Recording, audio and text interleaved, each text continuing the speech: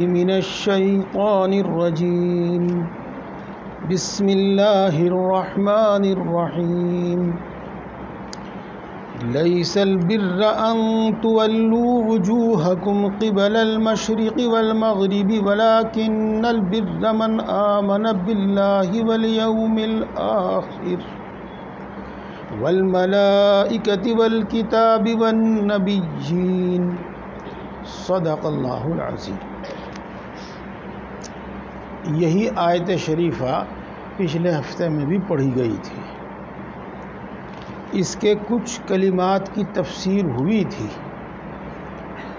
آج شروع کرتے ہیں والملائکتی۔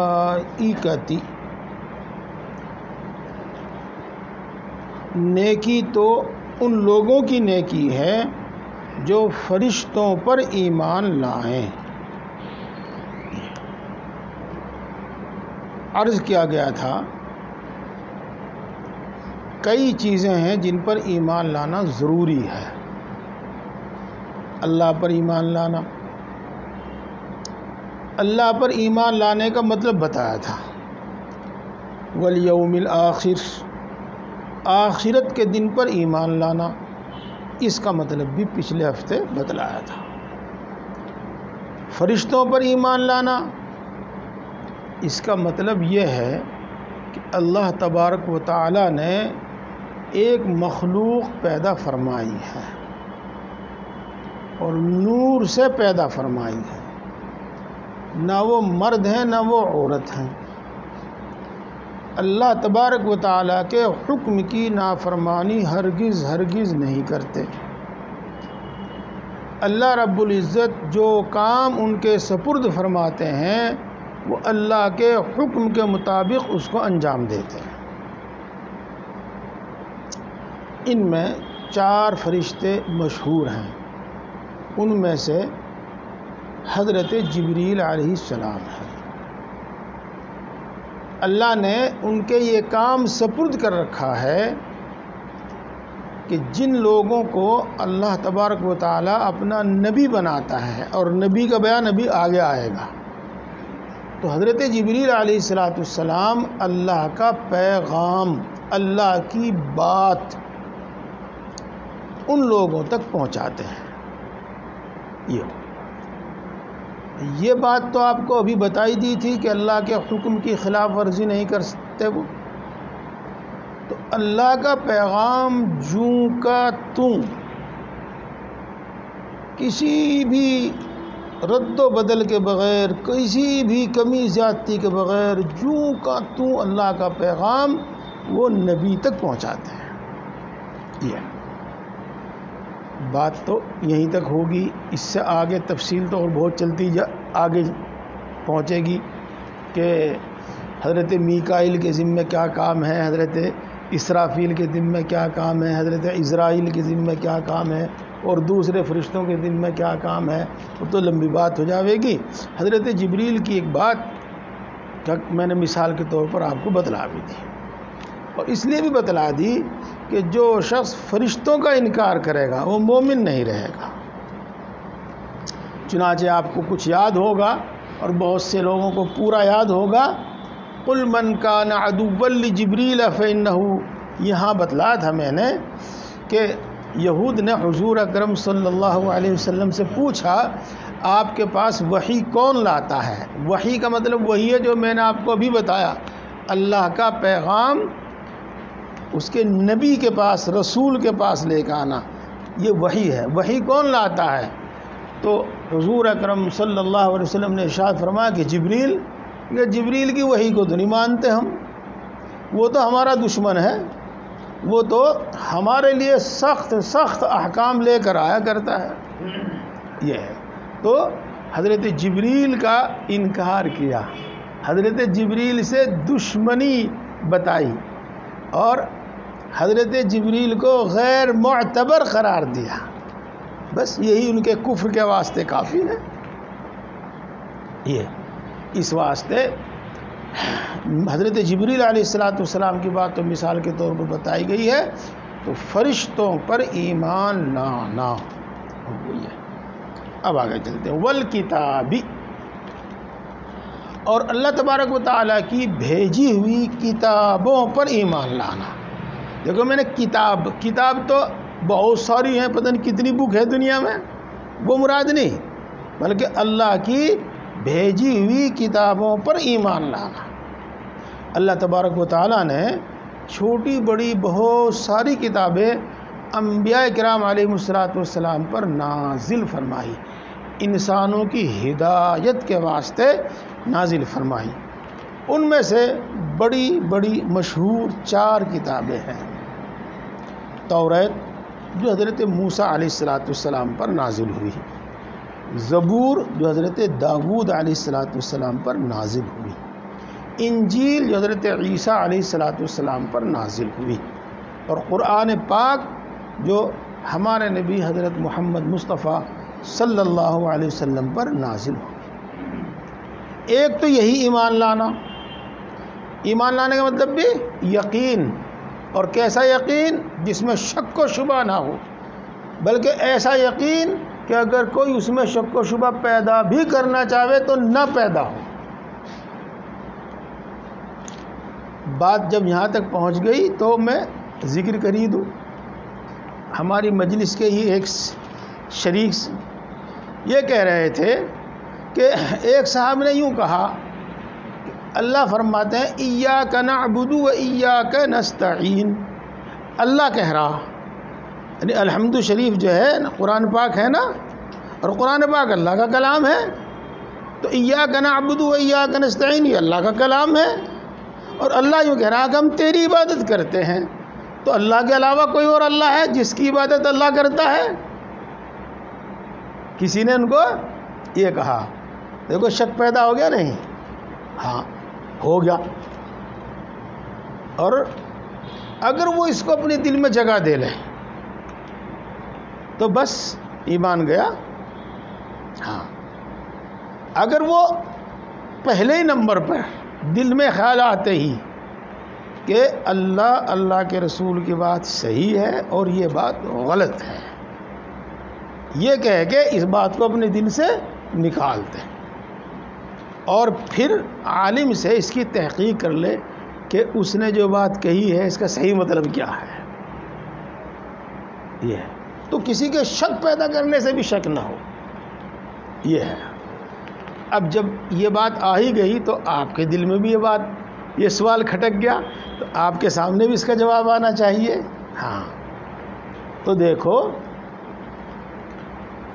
کلام کو، بات کو سمجھنے کے واسطے بہت کچھ سمجھنا پڑتا ہے، اور میں اپنے شاگردوں کو کہا کرتا تھا، الحمدللہ قریب 40 سال میں نے پڑھایا ہے، اپنے شاگردوں کو کہا کرتا تھا کہ ہم تمہیں بس یہی سکھاتے ہیں کہ بات کیسے سمجھی جاوے۔ اگر کوئی کہہ رہا ہے، بول رہا ہے تو اس کو صحیح کیسے سمجھا جاوے، اگر کتاب میں لکھا ہے تو اس کو صحیح کیسے سمجھا جاوے، قرآن میں لکھا ہے تو اس کو صحیح کیسے سمجھا جاوے، اور حدیث میں لکھا ہے تو اس کو صحیح کیسے سمجھا جاوے، بس یہی سکھاتے ہیں ہم آپ کو۔ ہاں تو دیکھو قرآن پاک کو سمجھنے کے واسطے بہت ساری چیزوں کی ضرورت ہے، نہیں تو ایسے ہی ایسے اشکال اور شبہ پیدا ہوتے رہتے ہیں۔ اسی واسطے عرض کیا جاتا ہے، ہمارے اکابرین فرماتے ہیں کہ محض ترجمہ نہ دیکھو، ترجمے سے تم الجھ جاؤ گے۔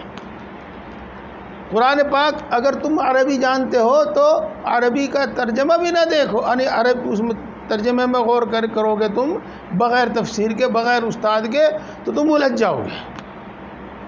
ہاں تو چلو اس کا جواب سنو۔ بہت ساری باتیں اللہ تبارک و تعالیٰ نے بندوں کو تعلیم فرمائی ہے کہ تم اس طرح کہو۔ تو الحمد شریف جو ہے یہ دعا ہے، دعا۔ اللہ رب العزت نے اپنے بندوں کو دعا کرنا سکھایا ہے، اور جس کا حاصل یہ ہے کہ جب تم دعا کیا کرو تو پہلے تو اللہ تبارک و تعالیٰ کی تعریف کیا کرو، الحمدللہ رب العالمین الرحمن الرحیم مالک یوم الدین، تو یہاں تک اللہ تبارک و تعالیٰ کی تعریف ہوئی۔ اس کے بعد پھر تم اپنی بندگی کا اظہار کیا کرو، اپنے غلام ہونے کا اظہار کیا کرو، اپنی عاجزی محتاجی کا اظہار کیا کروں؟ تو ایاک نعبد و ایاک نستعین میں اس عاجزی کا اظہار ہے، بندگی کا اظہار ہے۔ اے اللہ ہم تیری ہی عبادت کرتے ہیں اور تجھ ہی سے مانگتے ہیں، تجھی سے مدد مانگتے ہیں اور تیری ہی عبادت کرتے ہیں۔ تو اللہ نے بندوں کو تعلیم فرمایا کہ ایسا کہہ، اور پھر فرمایا اہدنا الصراط المستقیم، کہ ہم کو سیدھا راستہ دکھلا۔ بات تو آپ کی سمجھ میں آ ہی گئی ہوگی۔ ہاں، تو کلام کرنے کے اسلوب یعنی طریقے بہت ہوتے ہیں۔ بہت جگہ اللہ تبارک و تعالیٰ نے صاف صاف یہ بات کہی بھی ہے، قل هو اللہ احد، کہہ وہ اکیلا ہے۔ قل اعوذ برب الفلق، قل اعوذ برب الناس۔ تو اس میں اللہ نے صاف کہہ دیا کہ ایسے کہہ، اور بھی اس کے علاوہ ہیں۔ یہاں اللہ رب العزت نے بات صاف صاف نہیں فرمائی، لیکن بات وہی ہے کہ اس طرح کہا کرو، اس طرح دعا مانگا کرو۔ تو بہرحال جب بندہ اللہ سے دعا مانگے گا تو وہ تو یہی کہے گا کہ اے اللہ میں تیری ہی عبادت کرتا ہوں اور تجھ ہی سے مدد مانگتا ہوں۔ اللہ نہیں کہہ رہا ہے، یہ کلام اللہ کا ہے، لیکن اللہ بندوں کو کہہ رہا ہے کہ تم اس طرح کہو۔ جی یہ ہے وہ۔ خیر، تو بہرحال شک و شبہ نہ پیدا ہو، کسی بھی طرح کا شک و شبہ نہ پیدا ہو۔ تو کتاب پر ایمان لانے کا ایک مطلب یہ ہے کہ یہ اللہ تبارک و تعالیٰ کی نازل کی ہوئی کتاب ہے، اور اس میں کسی قسم کا شک و شبہ نہ پیدا۔ اور باتیں اگرچہ کلام پاک میں، حدیث پاک میں صاف صاف بھی کہی گئی ہیں، لیکن جب ہم دو باتوں کو ملا لیں گے تو جو کچھ میں آگے کہوں گا وہ خود بخود دلیل سے ثابت ہو جائے گا، اس کے دلیل سے ثابت کرنے کی ضرورت نہیں ہوگی۔ اللہ اتنے بڑے علم والا ہے کہ اس سے نہ کبھی غلطی ہو سکتی نہ وہ بھول سکتا، اور اللہ تبارک و تعالیٰ سچ ہے، سچا ہے، اس کی کوئی بات جھوٹ نہیں ہو سکتی، غلط نہیں ہو سکتی۔ ایک بات تو یہ ہوگی، اللہ تبارک و تعالیٰ کی صفات میں سے ایک صفت تو یہ ہوگی۔ اب آگے چلو۔ اور جبریل فرشتہ جو ہے وہ اللہ کی بات میں کوئی رد و بدل، کوئی ترمیم، کوئی کمی زیادتی نہیں کرتا، نہ کر سکتا، بلکہ یہ ہے۔ تو اب تو کیا معلوم ہوا ان دونوں باتوں کو ملا کے کہ کتاب سچی ہی سچی ہے، اس میں کوئی غلط بات نہیں ہے، ہو ہی نہیں سکتی۔ چلو بات تو اگرچہ وہ اس سے ہٹ کے ہے، لیکن میں آپ کو بتا دوں اور سنیو اور سمجھیو۔ ہاں چلو، جب بات سننے سمجھنے کی آئے گی تو میں کہہ ہی دوں، بعض تقریر جو ہوتی ہے نا، بعض تقریر، اول تو بعض تقریر کرنے والے مولانا لوگ 99% جاہل مولانا ہوتے ہیں۔ سچ کہہ رہا ہوں میں، سچ، سوائے ان کو چیخنے چلانے کے اور جذباتی واقعات سنانے کے اور کچھ نہیں آتا ان پہ، صرف عوام کو کیسے متوجہ کریں، بس یہ۔ اگر اس سے زیادہ کوئی بات ہوتی بھی ہے تو ترغیب، شوق دلانے والی بات، جذبات بھڑکانے والی بات، بس اس سے آگے کچھ نہیں۔ تو میرے دوستو، علم وہاں سے نہیں آنے گا، علم کتاب پڑھنے سے آئے گا اور ماہر علماء سے آئے گا،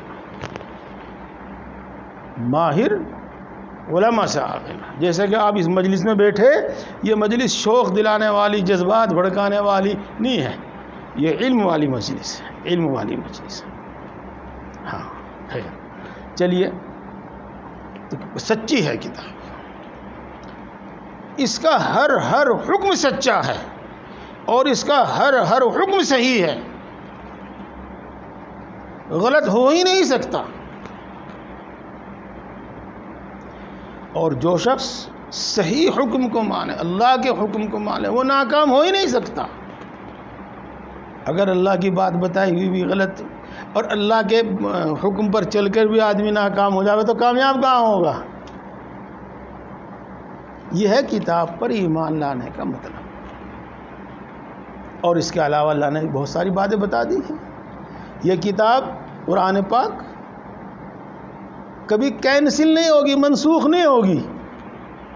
کینسل منسوخ کا مطلب نہ سمجھے ہو تو سمجھ میں آ جائے گا. ہاں کیا ہے وہ کسان یونین کہہ رہی کہ 3 قانون واپس لے لو. جو وہ قانون واپس لے لیے تو وہ کینسل ہو گئے، منسوخ ہو گئے. اللہ کے جو احکام ہیں اس قرآن پاک میں، اس کتاب میں، وہ واپس نہیں لیے جائیں گے کبھی. وہ کبھی کینسل نہیں ہوں گے، منسوخ نہیں ہوں گے. وہ قیامت تک کے لیے ہے. اس کتاب میں کوئی رد و بدل نہیں کر سکتا. اگر کوئی رد و بدل کرے گا، ایک آدمی رد و بدل کرنے والا ہوگا تو 1000 آدمی اس کی بات کو رد کرنے والے ہوں. ٹھیک. اور سنو بات، جلدی شک و شبے میں نہیں پڑھنا چاہیے. ہاں قرآن کے خلاف بڑی سازشیں ہوئی. قرآن کے بجائے الفرقان نام کتاب لکھی گئی تھی امریکہ میں قرآن کے مقابلے میں ہی. اس کا ذکر بھی نہیں سنتے، اس کا ذکر بھی نہیں سنتے. لکھی گئی ہوگی، رکھی ہوگی کتب خانوں میں، وہاں کی لائبریریوں میں، لیکن کوئی ذکر بھی نہیں اس کا. ایک وہ رضوی ہے، اس نے بھی رضوی قرآن لکھ دیا، چھپ بھی گیا ہوگا پیسے سے اور وہ اس کے پاس بھی رہے گا، لیکن اس کا نام وہیں کا وہیں مٹ جاوے گا. قبولیت جو حاصل ہوگی امت میں وہ اسی کو ہوگی. اس طرح کی بہت ساری باتیں ہیں جن پر ایمان لانا ضروری ہے. یہاں تک تو بات ہو گئی. اس کے ساتھ اب ایک بات سنو. الحمدللہ ثم الحمدللہ ہم سب مومن ہیں، اور یہ بھی بتا دوں کہ پکے مومن ہیں. کمی کہاں ہے؟ علم میں اور عمل میں. علم میں، عمل میں. ہندو مذہب میں طلاق کا کوئی تصور نہیں ہے کہ وہ طلاق بھی دی جائے گی، تو نہرو نے شامل کیا تھا. اب جب نمبر آتا ہے طلاق کا تو عورتیں تو بڑی جلدی گھبرا جاتی ہیں، مرد بھی گھبرا جاتے ہیں، اور بہت سے لوگوں کے دل میں خیال آنے لگتا ہے بھائی طلاق تو بھائی ہونی نہ چاہیے، یہ تو بڑا ظلم ہے عورت پر.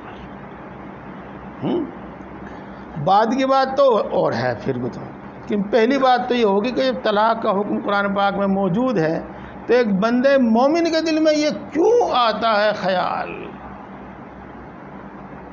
کہ طلاق کا قانون نہیں ہونا چاہیے، مرد کو طلاق کا اختیار نہیں ہونا چاہیے، بلکہ عدالت کو اختیار ہونا چاہیے. جب اللہ تبارک و تعالی نے مرد کو طلاق کا اختیار دیا ہے، عورت کو طلاق کا اختیار نہیں دیا ہے، تو کیوں آتی ہے یہ بات ذہن میں کہ عورت کو طلاق کا اختیار کیوں نہیں دیا گیا؟ ایک مومن کے دماغ میں بالکل نہیں آنی چاہیے. ہاں جن کے پاس علم ہے شک و شبہ دور کرنے کے واسطے وہ علماء سے معلوم کر سکتے ہیں، اس کی دلیل سمجھنے والوں کو سمجھا دی جائے گی. یہ بات ہوگی. 3 طلاق کا ذکر تو کئی بار آ چکا ہے. میں بھی اور آپ بھی. میری بیٹی جس کے نکاح میں ہے اگر وہ دوسرا نکاح کرنا چاہے تو نہ پوچھو پھر میرے دل پہ کیا گزرے گی، میرے پورے گھر کے دل میں کیا گزرے گی، خود میری بیٹی کے دل پہ کیا گزرے گی. اور دوسرے نکاح کرنے کو کتنا برا سمجھتے ہیں، کتنا برا سمجھتے ہیں. حالانکہ اللہ تبارک و تعالیٰ تو قرآن پاک میں صاف اختیار دیتا ہے، ایک کرنا چاہو ایک کر لو، 2 کرنا چاہو 2 کر لو، 3 کرنا چاہو 3 کر لو، 4 کرنا چاہو 4 کر لو. کوئی مرد ہو یا عورت ہو، آخر اس کو دوسرے تیسرے چوتھے نکاح سے انکار کیوں ہوتا ہے؟ اس کے واسطے جو شرط ہیں، قواعد ہیں، وہ تو اپنی جگہ پر، لیکن بہرحال اس کو برا کیوں سمجھتے ہیں؟ اللہ کا حکم ہوتے ہوئے، صاف صاف حکم ہوتے ہوئے، اور پھر گویا کہ اس کا انکار کیوں؟ مختصر سناؤں میں آپ کو. بات چل رہی تھی میراث کی، تو ایک صاحب کے سامنے ذکر آیا کہ بھئی لڑکی کا بھی آدھا حصہ ہے. تو دیکھیے اس کے الفاظ ہے. دیکھو جی مول صاحب ساری بات چل جائیں گی، یہ بالکل نہیں چلنے کی. جی میں کسی قیمت پر اپنی 25 بیگھے زمین اپنی لڑکی کو نہیں دے سکتا اپنے بچوں کا حق کاٹ کے. انا للہ و انا الیہ راجعون. استغفر اللہ استغفر اللہ. اللہ کی کتاب کو سچ مانے، اللہ کی کتاب پر ایمان لاوے، اور جو اس میں لکھا اس کا انکار کرے، اللہ کے حکموں کا انکار کرے. ہاں اب ہم اپنے علم کا، اپنے عمل کا، اپنے ایمان اور یقین کا جائزہ لیں.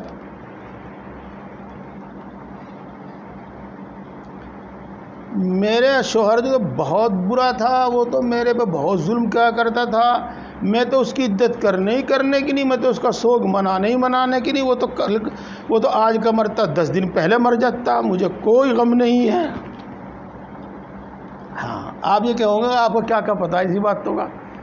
بھائی ہمارے پاس مسئلے پوچھنے ہمیں لوگ، اس ٹائم بتا ہمیں اپنی بات، پتہ چل جائے ہمیں بھی کچھ. بھائی عورت کے لیے تو حکم اللہ کا حکم ہے. مرد کی موت کا سوگ وہ تو اس کی حکمتیں ہیں، مصلحتیں ہیں، لیکن اللہ کا حکم ہے عدت. اس پر کیوں انکار ہے؟ اس کو کیوں ناپسند کرتے ہیں؟ اللہ کی کتاب کو تو مانے، اور اللہ کے حق اس کتاب میں جو احکام لکھے ہوئے ان کو نہ مانے. یہ کیسا ایمان اور کیسا یقین. امید ہے کہ بات خوب سمجھ میں آ رہی ہوگی.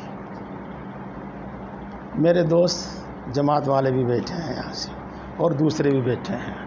میں ان سب سے ہاتھ جوڑ کے گزارش کروں گا کہ میری بات کا غلط مطلب نہ لیں، لیکن ایک بات کہوں گا ضرور میں آج. اللہ کا غیر، اللہ کے بغیر سب کچھ نہیں کر سکتا، اور اللہ اپنے غیر کے بغیر سب کچھ کرنے پر قادر ہے. یہ اللہ کی صرف ایک صفت پر ایمان ہے. کون سی صفت؟ صفت قدرت. صرف اس سے ایمان کامل نہیں ہوتا، صرف اس سے ایمان نہیں بنتا. ہاں بلکہ یہ جو سب آپ سن رہے ہیں، اللہ پر ایمان لانا، یوم آخرت پر ایمان لانا، فرشتوں پر ایمان لانا، کتاب پر ایمان لانا، نبیوں پر ایمان لانا، اللہ کے احکام کو قبول کرنا، اور اس کے ساتھ جو کچھ ہے. اور سنو، ایمان سیکھنا کیا ہے؟ ایمان سیکھنا یہی ہے کہ کن کن چیزوں پر ایمان لانا ہے، اور کس چیز پر ایمان لانے کا کیا مطلب ہے. کتاب پر ایمان لانے کا کیا مطلب، فرشتوں پر ایمان لانے کا کیا مطلب. یہ ہے ایمان سیکھنا. اور پھر اس پر اتنی محنت کہ ان سب چیزوں میں ایسی کیفیت حاصل ہو جاوے جس کو ہم ایک لفظ میں کہتے ہیں احسان. اور احسان کا کیا مطلب ہوتا ہے؟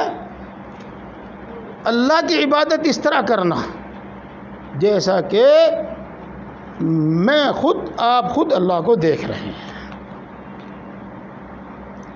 اور اگر یہ مرتبہ ابھی حاصل نہیں ہوا تو اتنا تو ہر مومن کا یقین ہے کہ اللہ دیکھ رہا ہے، اور عبادت کے وقت یہ چیز ذہن میں ہونی چاہیے، مستحضر ہونی چاہیے، یہ دھیان ہونا چاہیے. تو یہ ہے ایمان کا بننا، اور یہ ہے ایمان کامل. ایمان کا ہاں، اور ایمان کامل کیا ہے؟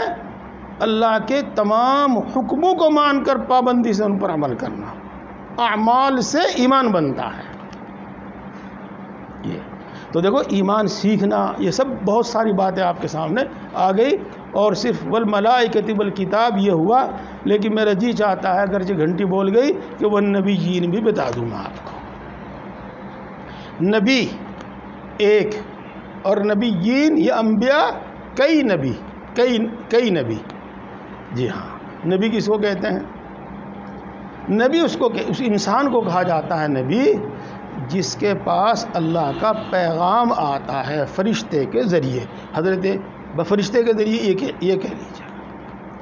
اور اگلی بات آپ سمجھو، جیسے اللہ کی بات جھوٹی نہیں ہو سکتی، اللہ کی بات غلط نہیں ہو سکتی، اور فرشتہ اللہ کے پیغام میں کوئی کمی زیادتی نہیں کر سکتا، کوئی ترمیم رد و بدل نہیں کر سکتا۔ اب اگلی بات سمجھ لیجیے گا، نبی بھی اللہ کے پیغام میں کوئی رد و بدل نہیں کر سکتا، کوئی ترمیم نہیں کر سکتا، کوئی کمی زیادتی نہیں کر سکتا۔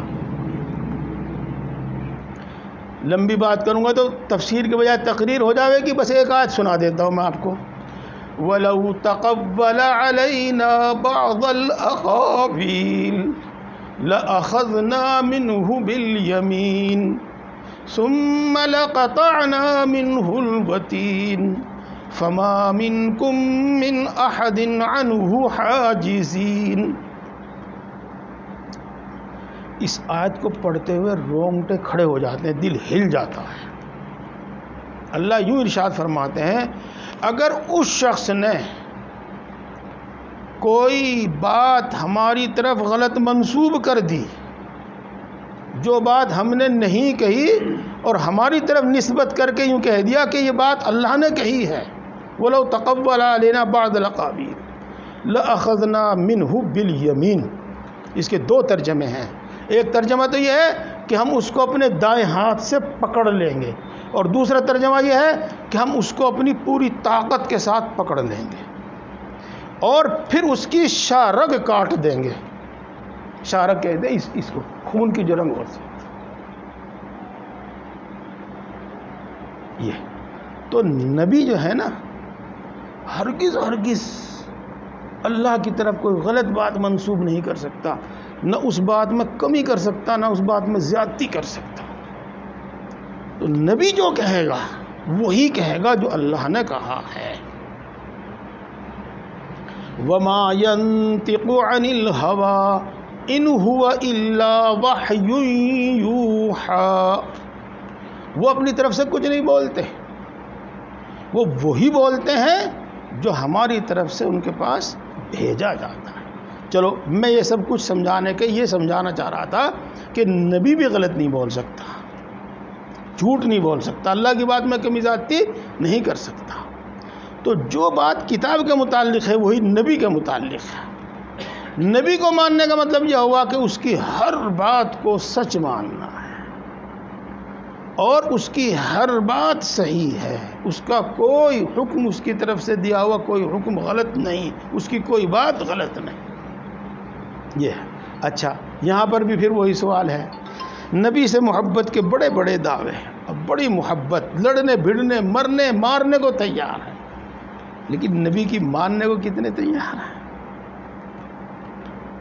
نبی کی ماننے کو کتنے تیار ہیں؟ اور اس کی باتوں میں کہاں تک افسوس۔ مثال کے طور پر کہہ رہا، دیکھو برا تو ماننے نہ کوئی۔ ایک شخص آتا ہے، جی مولوی صاحب یہ داڑھی رکھنا سنت تو ہے نہیں۔ میں نے کہا کیوں؟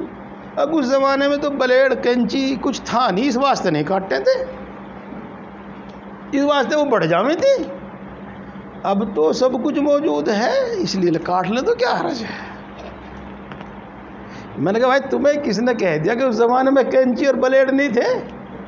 میں کہا ہم تو حدیث پاک میں کینچی مقراض کا لفظ ذکر سنتے ہیں، تو پھر تھی کیوں نہیں؟ آپ کو کس نے کہا؟ اور بھائی بلیڈ تو ہو یا نہ ہو لیکن اس طرح تھا، موسیٰ، عربی میں اس طرح وہ کہتے ہیں موسیٰ، اس کا تو بہت ذکر ملتا ہے یہ بات۔ اور پھر اس کے علاوہ تاریخ میں یہ آتا ہے کہ فلاں لوگ داڑھی کٹے اور حضور اکرم صلی اللہ علیہ وسلم کی خدمت میں حاضر ہوئے تو آپ نے ان کی صورت نہیں دیکھی اور ان کی اپنی آنکھوں پہ ہاتھ رکھ لیا، تو وہ انہوں نے کہیں سے کاٹی تھی؟ میں نے کہا تو اس طرح کی باتیں نہ معلوم کیسے کرتے ہیں۔ یہ ہے، بس بات لمبی ہو گئی آج۔ ہاں ایک بات اور، قرآن شریف تو میں نے بند کر دیا، بس ایک بات بتلانا چاہ رہا ہوں میں آپ کو۔ نبی اور خاص طور سے ہمارے نبی جنہوں نے خود فرمایا اور جو فرمایا بالکل صحیح فرمایا، یوں فرمایا اوتیت علم الاولین والآخرین، جتنے لوگ مجھ سے پہلے گزرے ان سب کا علم بھی مجھے عطا کر دیا گیا، اور جو بعد میں آوے ان سب کا علم بھی مجھے عطا کر دیا۔ کتنا بڑا علم، کتنا بڑا علم۔ ہاں، اور سن لو، یہ حدیثوں میں آیا ہے کہ قرآن پاک جو ہے نا، یہ جتنی کتابیں اس سے پہلے نازل ہوئی ان سب کا حاصل اور خلاصہ ہے۔ یہ جو ان میں باتیں تھی وہ سب اس میں آ گئی، اس سے زیادہ ہے۔ تو رسول اکرم صلی اللہ علیہ وسلم ایمان کے متعلق جو بات بتلا میں، اس میں تو کوئی شک و شبہ ہی نہیں۔ آخرت کے متعلق جو بات بتا میں، اس میں تو کوئی شک و شبہ ہی نہیں، اس واسطے کہ آپ کے علاوہ کسی کو اس کی تو خبر ہی نہیں ہے، وہ تو آنکھوں سے دور ہے۔ احکام سے متعلق جو بتا میں، اس میں تو کوئی شک و شبہ نہیں، بلکہ جو ہماری روزمرہ کی عادتیں ہیں، کھڑے ہو کر نہیں، بیٹھ کر پانی پیو، بائیں ہاتھ سے نہیں دائیں ہاتھ سے پانی پیو، چھوٹا لقمہ کھاؤ، اپنے سامنے سے کھاؤ، وغیرہ وغیرہ، بیٹھ کر پیشاب کرو، 3 سانس میں پانی پیو، وغیرہ وغیرہ، ان سب میں بھی اتنی حکمتیں ہیں، اتنی منفعتیں ہیں کہ جو آدمی اس کے خلاف کرے گا وہ نقصان ہی اٹھاوے گا کچھ نہ کچھ۔ اور دوستو، ہمارا تو یہ ایمان ہے، یقین ہے، ہم تو بغیر کسی دلیل کے گویا کہ اس کو مانتے ہیں، لیکن آج کل جن لوگ اس پر ریسرچ کر رہے ہیں، سائنسداں لوگ ریسرچ کر رہے ہیں، اور وہ بھی پھر اسی نتیجے میں پہنچتے ہیں کہ ہاں بہتر طریقہ یہی ہے۔ تو نبی پر ایمان اور نبی کی باتوں پر ایمان، جو ان کی زبان سے نکلے اس پر ایمان۔ اللہ تبارک و تعالی ہم سب کو توفیق عطا فرمائے۔